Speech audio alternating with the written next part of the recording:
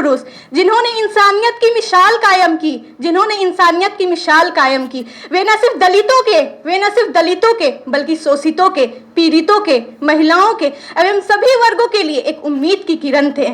आदरणीय मुख्य अतिथि, शिक्षकगण एवं हमारे सहपाठियों, आप सभी को सबसे पहले अंबेडकर जयंती की शुभकामनाएं। भारत रत्न बाबा साहेब भीमराव अंबेडकर एक ऐसा नाम, एक ऐसा जीवन, एक ऐसा कर्मशील योद्धा जिसकी करुणा ने मानवता का, जिसके विचारों ने इतिहास का, जिसके संकल्पों ने वास्तविक अर्थों में वक्त का साँचा बदल दिया। आज मैं आपके समक्ष बाबा साहेब के जीवन में शिक्षा के लिए संघर्ष और महिलाओं की शिक्षा में उनके योगदान के बारे में कुछ बोलने जा रही हूँ।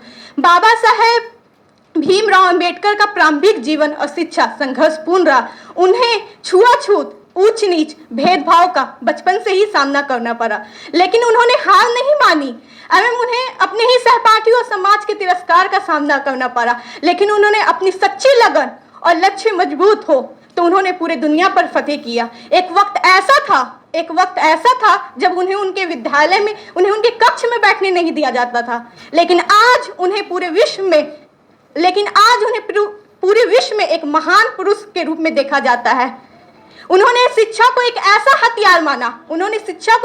हथियार माना जिसके सहारे पूरे विश्व में अपनी एक अलग पहचान बनाई जा सकती है। उन्होंने शिक्षा के माध्यम से यह सच कर दिखाया। उन्होंने कोलंबिया यूनिवर्सिटी से MA, PhD, London school of economics से 8 साल की पढ़ाई मात्र 2 साल 3 महीने में पूरी की। उन्होंने लंदन स्कूल ऑफ इकोनॉमिक्स से डॉक्टर ऑफ साइंस नामक मूल्यवान पदवी प्राप्त करने वाले भारत के ही नहीं बल्कि विश्व के एक पहले और मात्र व्यक्ति थे। उन्होंने 64 विषयों में मास्टर किया, 9 भाषाओं का ज्ञान एवं 32 डिग्रियां प्राप्त करने वाले वो थे हमारे बाबा साहेब भीमराव अंबेडकर। हुआ था जन्म जिसका महार जाति में नहीं थी अनुमति एक साथ बैठकर पढ़ने की, रच डाला उन्होंने इतिहास अपनी सच्ची लगन से कर दिया निर्माण भारत के संविधान का। बाबा साहेब भीमराव अंबेडकर, महिलाओं की शिक्षा में उनका बहुत ही बड़ा योगदान है। बाबा साहेब भीमराव अंबेडकर एक ऐसे सामाजिक सुधारक थे जिन्होंने महिलाओं के लिए हक के लिए आवाज उठाया। उनका मानना था समाज में अगर समाज में बराबरी का हक दिलाना है तो वो सिर्फ एक ही चीज कर सकती है, वो है अच्छी शिक्षा, उन्होंने महिलाओं की शिक्षा के लिए बहुत ही कठिन परिश्रम का अनुमोलन किया। वो एक ऐसे व्यक्ति थे जिन्होंने महिलाओं के शिक्षा के लिए जितनी जरूरत पुरुषों के हो उतनी ही जरूरत महिलाओं के लिए है। 1942 में नागपुर में अखिल भारतीय वंचित वर्ग महिला सम्मेलन में उन्होंने कहा था किसी भी समुदाय की प्रगति को उस समुदाय के महिलाओं की प्रगति से मापा जाता है। हमारे संविधान में भी शिक्षा के महत्व पर जोर दिया गया है।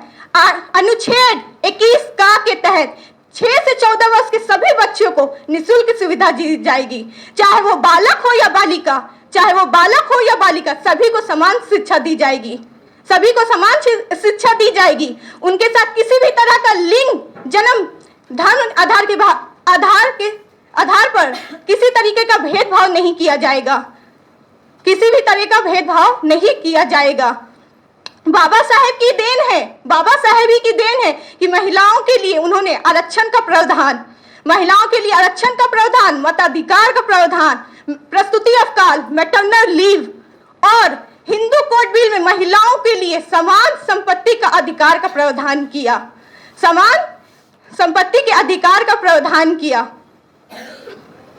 कहते हैं ना एक वक्त था जब बालिकाओं को विद्यालय भेजने की जगह विवाह के मंडप पर बैठाया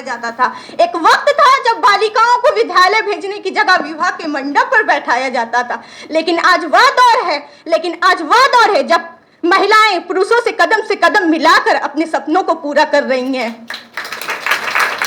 बाबा साहेब साहब की ही सच्ची लगन का देन है, बाबा साहब की ही सच्ची लगन का देन है कि आज महिलाएं हर क्षेत्र में अपना परचम लहरा रही हैं। चाहे वो चांद पर पहुंचने की बात हो या लड़ाकू विमान उड़ाने की बात हो या देश में राष्ट्रपति का पद हो, प्रधानमंत्री, उपराष्ट्रपति, राज्यपाल, सांसद, IPS, IAS, शिक्षक, डॉक्टर्स और भी सभी क्षेत्र में महिलाएं अपने सच्ची लगन और कठिन परिश्रम से अपने सपनों को पूरा कर रही हैं। मुझे गर्व है कि मैंने ऐसे देश में जन्म लिया जिस देश में बाबा साहब जैसे महान पुरुषों ने जन्म लिया। मैं अपनी वाणी को यही समाप्त करना चाहूंगी उनके एक कथन से। स्वयं को इतना काबिल बनाओ कि आपको झुकाने के लिए कोशिशों की नहीं बल्कि साजिशों की जरूरत पड़े। जय हिंद, जय भारत, धन्यवाद।